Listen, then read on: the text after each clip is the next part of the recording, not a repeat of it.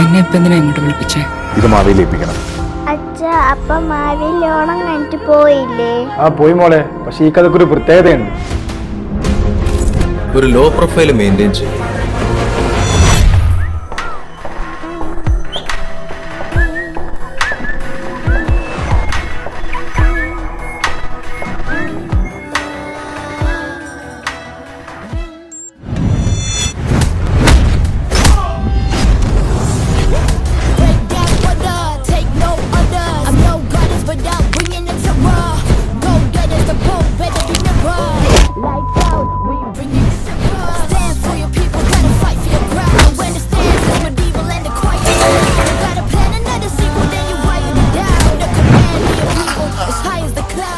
അയ്യോ അച്ഛാ, എന്ത് പറ്റി?